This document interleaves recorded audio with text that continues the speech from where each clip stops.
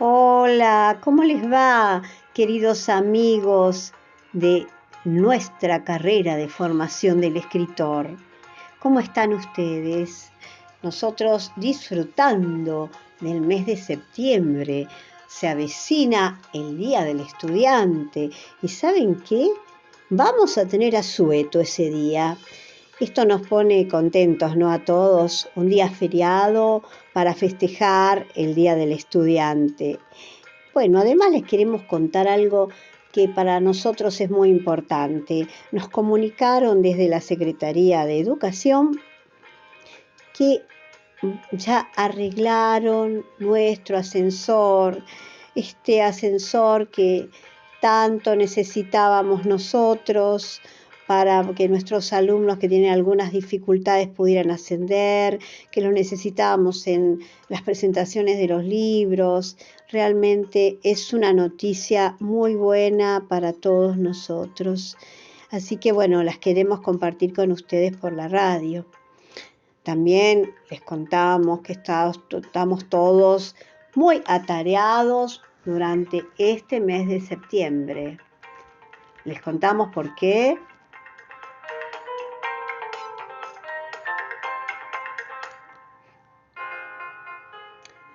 Bueno, por una parte, ya nos están entregando de todas las cátedras las producciones de los alumnos en relación con las obras de los estudiantes de artes visuales.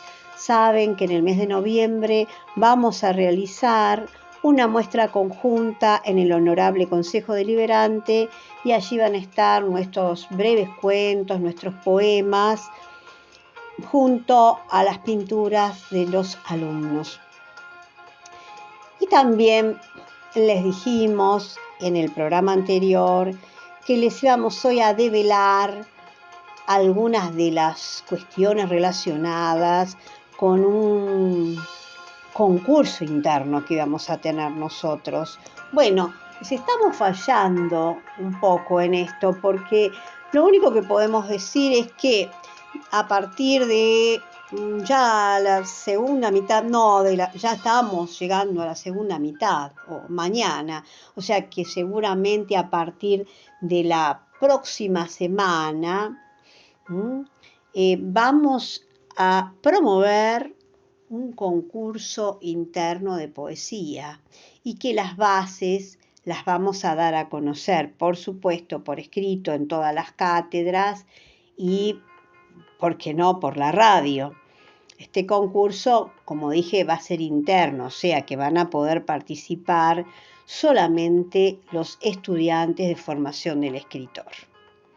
Bueno, y hoy en nuestro programa vamos a escuchar una clase de literatura española. En esta clase a cargo de Michel Barros vamos a conocer a un autor español, famosísimo él. Y les doy un dato nada más. Es un representante del romanticismo español. Así que vamos directamente a escuchar a Michel Barros. ¿Qué les parece?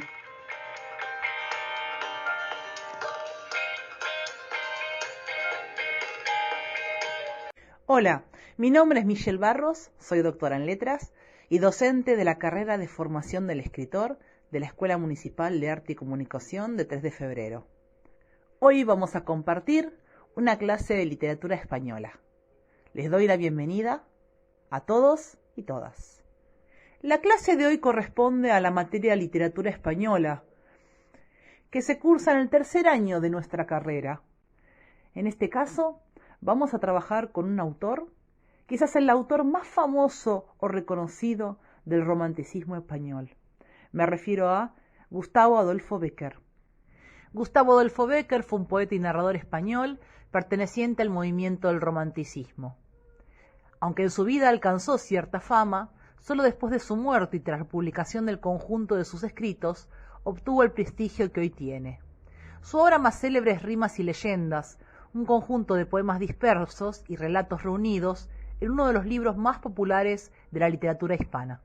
Si bien Becker es conocido más que nada por sus rimas, en esta clase nosotros vamos a trabajar con las leyendas. Narraciones breves a las que su autor, mezclando elementos reales con situaciones imaginarias, traslada sus ilusiones y sus desengaños, su visión romántica del amor y de la creación artística. El ideal beckeriano se ve reflejado en estos textos: la conquista del ideal de amor y belleza absolutos, la mujer y la poesía como objetivos intangibles que llevan a la decepción, la locura y, por supuesto, la muerte. Tenemos que aclarar que estos fueron relatos pensados para satisfacer los gustos del receptor. La transmisión periodística de las leyendas implicaba la búsqueda de realismo, de verosimilitud. Se trataba de hacer creíbles los temas fantásticos para un público amplio, no especialmente interesado por la literatura. Para acercarse más al receptor, en varias leyendas incluso, Becker coloca una introducción destinada a preparar el ánimo del lector para que acepte entrar en el mundo de lo fantástico. De esta forma, Becker hace menos brusco el salto del ámbito de lo prosaico al de lo fantástico. Otro elemento literario influido por el factor periodístico se manifiesta en el hecho de que trata de adecuar la ubicación temporal del relato a la fecha en que se publica. Por ejemplo, el Monte de las Ánimas, una de las leyendas, apareció unos días después del Día de Difuntos. Maese Pérez, el organista, otra de las leyendas, poco después de Navidad. El Miserere y la Rosa de Pasión, otras dos leyendas, aparecieron en Jueves Santo. Vamos a hablar ahora de algunos recursos de estas leyendas. Por supuesto, lo primero es el poder de lo sobrenatural. Siempre las historias tienen una fuerte presencia de la noche, que se corresponde simbólicamente con el dominio del mal, mientras que el alba y el atardecer, en cambio, favorecen las transformaciones maravillosas. Ambientes fantásticos, siempre aparece el pasado, especialmente la ubicación en la Edad Media, pero también elementos vinculados a creencias populares o supersticiones, lagos encantados, muertos vivientes, hechos fantásticos que rompen con la normalidad. Otros aspectos generales, por ejemplo, en cuanto al espacio, generalmente las historias suceden en Soria, en Sevilla, en Toledo, en Navarra, en ciudades antiguas, en viejos castillos, templos y monasterios, ruinas abandonadas. En el tiempo, como dije antes, es preferentemente la Edad Media, y el punto de vista narrativo generalmente es un narrador en primera persona en la introducción y luego un narrador omnisciente en la leyenda. Respecto del estilo, bueno, hay una combinación de narración, diálogo y descripción, siempre hay una descripción detallada de los espacios, se insiste mucho en las imágenes plásticas y sonoras, es decir, en las imágenes sensoriales en general, pero también usa elementos que son propios de la poética beckeriana, como la literación, las prosopopeyas, el polisíndeton o la síndeton, comparaciones, adjetivación, enumeración y metáforas. Respecto de la estructura, siempre tiene una secuencia armada en tres partes, ¿no? Por un lado, una introducción, en donde se presenta y anticipa esta pseudo leyenda, un desarrollo de la historia generalmente dividido en capítulos, y por último un epílogo separado del cuerpo central, situado tiempo después. En algunos casos funciona como un relato enmarcado, donde esa presentación inicial termina de reconfigurarse y retomarse al final de la historia. Voy a dar paso ahora a los trabajos de nuestras estudiantes. En este caso, Laura Mantoani y María Emilia Di Liedo escribieron dos leyendas siguiendo estas características que he nombrado, y tenían una motivación especial. Tenían que elegir una de las fotografías de Diane Arbus, que fue una famosa fotógrafa estadounidense conocida principalmente por mostrar fotografías de freaks y fenómenos de feria, en las que sorprendentemente se mostraba una incuestionable belleza, donde en principio la sociedad dice que no la hay. Arbus había visto la película Freaks de Todd Browning y su vida dio un vuelco. Decidió abandonar las bellas modelos para centrarse en esa gente extraña que miraba directamente a su cámara. Para Arbus era fundamental que los retratados fueran conscientes de que estaban siendo retratados y en sus sesiones los hacía desnudar hasta que salían esos enigmáticos retratos. Por supuesto, los hacía desnudar es algo metafórico, ¿no? Mostrar lo que mostraba su alma a través de la imagen, ¿no? No es algo físico necesariamente. Bien, entonces en este caso tenían que elegir una de las fotografías y escribir una leyenda. En ambos casos, las autoras eligieron una fotografía de dos niñas gemelas. Vamos entonces ahora a escucharlas y espero que les guste. Las niñas de la pila. Piensa en un nombre o elige dos, por si acaso, me había dicho mi primo Luis, en la oportunidad en que le comuniqué mi intención de que fuera él quien apadrinara al hijo que mi esposa llevaba en su vientre. Con la intención de aclarar aquella observación suya, me había narrado en ese momento la historia que intentaré referirles. Ese relato permaneció dormido en mi mente hasta la madrugada de hoy, cuando, urgido por una bendición para mi suegro, que se despedía de este mundo entre resuellos, entré en la opaca basílica de Nuestra Señora en busca del cura.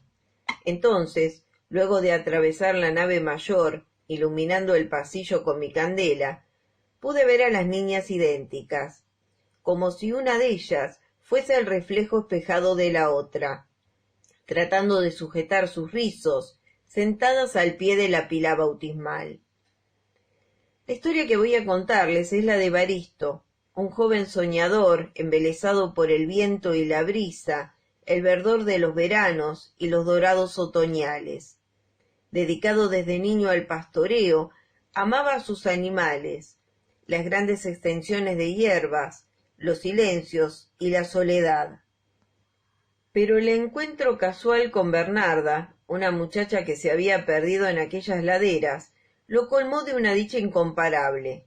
Desde ese momento, el sonido del arroyo no le pareció tan cristalino como la risa de esa joven, ni los atardeceres tan mágicos como su mirada. Los enamorados furtivos pasearon su amor por bosques y praderas, hasta que la certeza de una nueva vida en el seno de Bernarda trastocó el idilio. Rechazada por su familia, alejada de comodidades y privilegios, la jovencita se instaló en la rústica cabaña de su amado, feliz en el amor y la rebeldía. El abdomen de la chica creció considerablemente. Entonces la pareja peregrinó hasta el lugar donde residía la matrona. Con las manos entrelazadas, sosteniendo su abultado vientre, Bernarda entró a la choza de la curandera. Sus ojos vivaces saltaban de un sitio a otro, como insectos enloquecidos, abrumados por los innumerables objetos extraños que pendían de las paredes. Cuernos de animales insólitos, pieles de reptiles inmensos, hierbas con hojas extrañas y una infinidad de cacharros y vasijas. La chica se abrió paso tímidamente en medio de la penumbra, hasta estar frente a la anciana que la observaba a través de vapores pestilentes. Bernarda se sentó en el suelo, siguiendo la indicación de la anfitriona. Más tarde se sintió algo mareada, luego de que la mujer añosa girara lentamente en torno a ella una y otra vez. El pecho le palpitaba con fuerza, cuando la anciana apoyó un cuerno en su abdomen redondo. «Aquí laten dos corazones», le dijo tras escuchar atentamente por la parte más angosta del asta hueca que reposaba en la panza descomunal. Bernarda pensó que se refería a su propio corazón y al del niño, pero como si hubiese leído su mente, la curandera dijo: «No, en tu vientre hay dos corazones latiendo al mismo compás, dos pequeños capullos, eco el uno del otro, con una sed de vida tan grande que, en sus ansias por ver la luz y aspirar el aire, podrían oscurecer el camino a su paso». Aún sin poder comprenderlas, las palabras envueltas en humo y en perfumes de especia llenaron de temor a la muchacha. Evaristo, que algo había escuchado mientras le esperaba al otro lado de la puerta, tomó de la mano a su mujer, apenas ella estuvo fuera, y se la llevó en medio de un silencio colmado de oscuros presagios. Poco tiempo después, la anciana ayudó a Bernarda a dar a luz a 2 criaturas. Ese día los gritos de la parturienta cesaron de repente y fueron reemplazados por un llanto con resonancia. Evaristo abandonó sus frenéticos pasos alrededor de su choza y se detuvo frente a la puerta sin atreverse a entrar. Desde allí vio a la vieja arropando a los bebés. Supo que se trataba de 2 niñas y que su amada ya no estaría con él.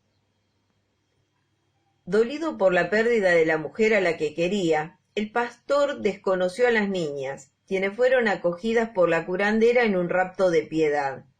Las criaturas crecieron en aquel mundo oloroso y ahumado, sin un nombre que les otorgara identidad, respondiendo al unísono al apelativo niña cada vez que su protectora invocaba a una de ellas.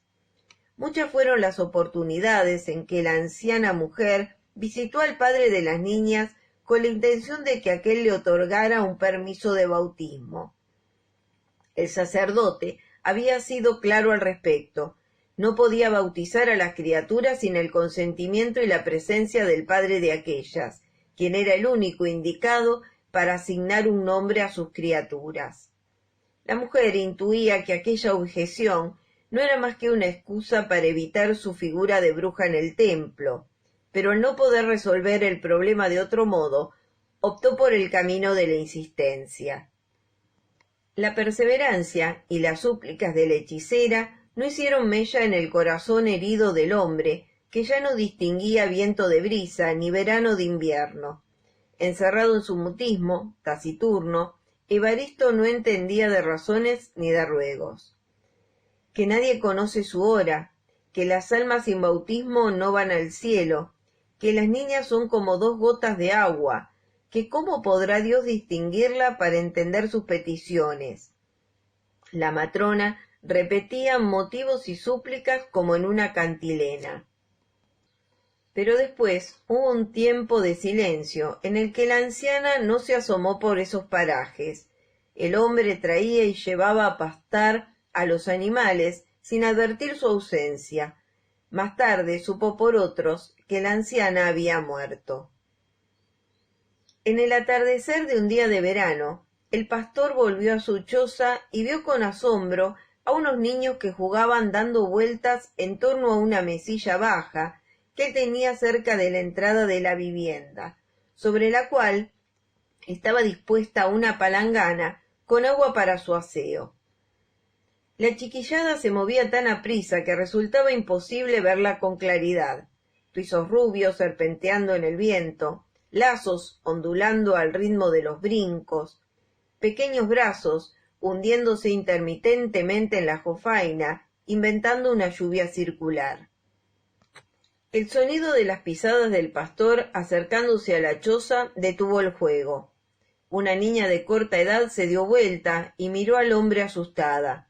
Después se echó a correr y desapareció entre los árboles antes de que el campesino pudiera parpadear. De pronto, una cabecita igualmente rubia asomó sobre la fuente de agua. Los mismos ojos, idéntico susto, similar carrera.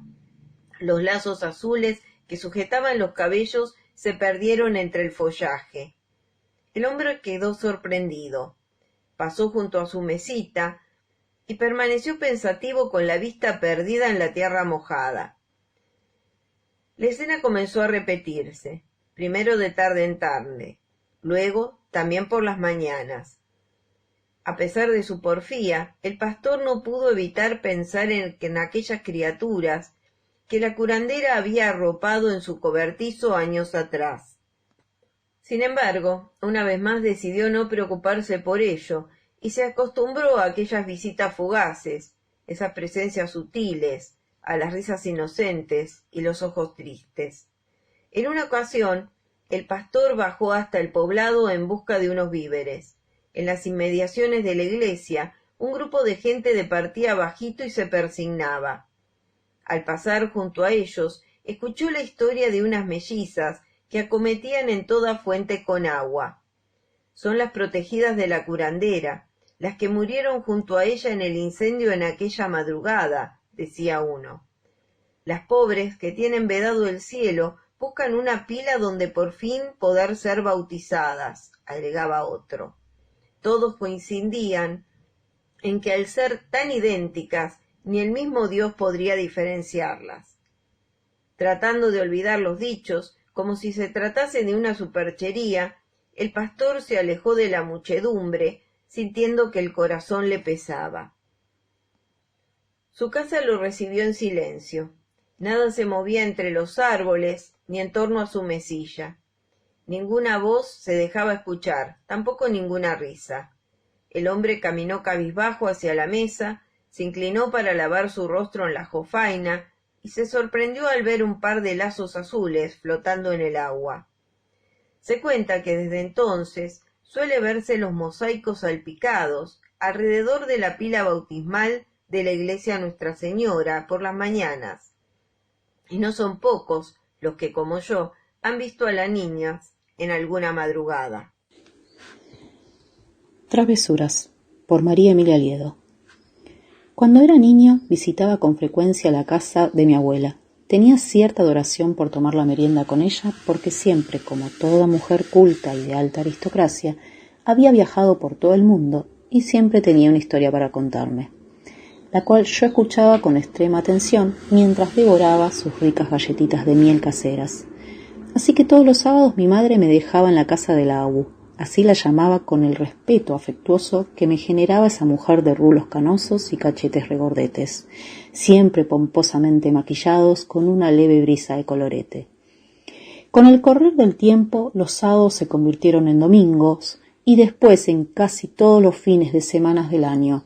En su momento para mí era la gloria. No veía las acotaciones de la obra que se estaba gestando, el divorcio de mis padres. Ahora de grande, con otra cabeza más madura, entendí que lo que hacía mi madre tenía que ver más con su despeje y no con el mío. Aún así conservo con delicadeza cada uno de sus relatos. Cierta noche, antes de irme a dormir, le insistí para que me contara alguna historia nueva, alguna de terror, y a pesar de la perplejidad de sus ojos vidriados, se sentó al costado de la cama. Me acobijó en el abrigado acolchado, una leve luz iluminaba el cuarto, las sombras se proyectaban en las paredes rugosas del cuarto de mi abu. Por la ventana la luna orquestaba la noche, y su relato comenzó con la suavidad de su voz calma y tierna. Así era la abu. Doña Amelia renegaba en demasía con sus 2 nietas. Era una mujer de campo y a pesar de haber criado a sus 7 hijos, esas 2 niñas la sacaban de sus casillas. Gemelas y huérfanas, su madre había fallecido en el parto, y no le quedó otra más que cuidarlas. Así que, ¿qué más que nietas? Eran como 2 hijas más. Claro que ella ya no estaba en edades de parir. Los comentarios en el campo iban y venían, como es común en todo pueblo chico. El infierno es grande. Se dedicó a ellas con todo el amor que pudo brotar en ella, y a pesar de que perdía los estribos cada tanto, las niñas eran recatadas en sus quehaceres. Iban a la escuela y cumplían con sus tareas, hasta que llegaba la noche, y parecía que un mal espíritu las poseía porque todas las diabluras nacían con el crepúsculo. Ella sospechaba que tenía que ver con lo que sus vecinas chismosas mencionaban. Los niños siempre tienen una hora en la que el diablo se les mete dentro. Un chupete de ajo, eso tenés que darle. Después de probar mejunjes varios, las niñas seguían comportándose de la misma manera, y al crecer, las travesuras empeoraron. Cuando cumplieron los 8 años, conspiraron para dejar escapar a todos los gallos del establo. Así dejaban de molestarlas por las mañanas. Tremendo susto se dio a Amelia cuando escuchó el bochinche fuera en la oscuridad de la noche despejada, y como loca corrió con su camisón flameando en la brisa estival, y los ruleros puestos que caían como gotas en la calle de tierra que lindaba con el campo. Fue un espectáculo singular, que le siguieron otra cadena de espectáculos singulares. Después fueron los caballos, el estallido de huevos en el gallinero, el baño a la luz de la luna, las correderas por el techo de la casa, la persecuta de los grillos. Cada una de esas travesuras terminaban con los gritos pelados de doña Amelia. Pero antes de llegar a eso, tenía que encontrarlas. porque las niñas siempre se rebuscaban en hallar nuevos escondites. La alacena debajo de la mesada de la cocina, el ropero de la abuela, la mesa de trabajo del abuelo, debajo de la cama, variaban, pero un lugar estaba prohibido: el cuartito del fondo. A unos cuantos metros de la casa, un ranchito pequeño del tamaño de una habitación en la que guardaban las cosas en desusos. O que no le encontraban lugar, las herramientas del abuelo Hermes, por ejemplo, las cavadoras para la cosecha, los machetes y las palas. Y entre todo ese lío, la heladera Siam, que ya no funcionaba. Pero que él guardaba con una única función. Por si las dudas, le decía doña Amelia. La pintura estaba descascarada y por dentro impecable, porque la mantenía vacía y cubierta con una lona. La noche en cuestión, la que jamás olvidarán, las niñas habían montado un espectáculo sin igual que iba a requerir de un escondite difícil de doblegar, así que hicieron lo que tenían prohibido, fueron al cuartito del fondo. En silencio entraron sin modificar la escena del crimen. Afuera, el anochecer se acercaba. Los grillos cantores llamaban a la luna, que con su luz plata formaba una fina capa sobre la cosecha. Una ilusión majestuosa. Entraron en cuclillas, buscaron el mejor lugar, se metieron por debajo de la lona que cubría la vieja heladera y se metieron cerrando la puerta, tras de ellas, y esperaron el grito de la abuela, que jamás llegó. Las buscaron incansablemente sin imaginar que estaban tan cerca. Se abrió un operativo con los vecinos para su búsqueda. Las linternas se desplegaban en el campo como luciérnagas que bailaban con las altas hierbas. Todo para encontrarlas. Temían lo peor, que fuesen víctimas de una terrible bestia o que se ahogaran en el fondo de algún aljibe abandonado. Buscaron, pero nada. Con el tiempo los vecinos olvidaron, y la policía también. Doña Amelia, desconsolada, se consumía en vida. La ausencia de las niñas rasgaba su piel olvidada. Y llegó el momento que todos imaginaban. El matrimonio abandonaría el campo para instalarse en la casa de uno de sus hijos. Ya habían pasado 2 años de la terrible desaparición y pusieron todo en venta, inclusive las cosas del cuartito del fondo, que un buen día don Hermes retiró la lona de la heladera, abrió la puerta y el desastre se dibujó en sus ojos. Sus 2 nietas estaban allí, hechas hueso, en la puerta se podían ver los rasguños desesperados de las niñas. Decían en el pueblo que después de lo ocurrido, cuando un caballo se escapaba desaforado, era porque las niñas seguían jugando en el campo, haciendo sus travesuras, luego de que sus espíritus fuesen liberados del ataúd metálico que las cobijó en su último penoso aliento de vida. Era por eso, me contaba mi abuela, que nunca había que esconderse en la heladera, porque podían pasar esos lamentables hechos, y que también había que ser buen nieto y hacerle siempre caso. Ese día me costó pegar un ojo en la almohada. Tenía miedo de que las niñas me visitaran, a pesar de vivir tan lejos. Hoy con mis hijos ya crecidos, cada vez que voy por las noches a buscar un vaso de agua fría, chequeo la heladera y doy unos golpecitos en la puerta de metal duro e impoluto. Pura manía, pero aún así me quedo esperando, no sea cosa que alguien me responda del otro lado. Muchas gracias por escucharnos y será hasta muy prontito. Chao.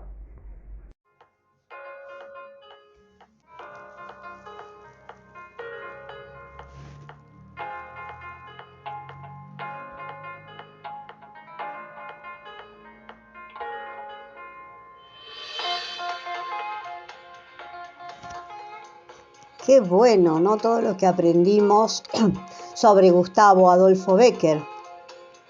Y qué interesantes las leyendas que nos hicieron conocer María Emilia Liedo y Laura Mantovani, ¿no? ¿Les parece?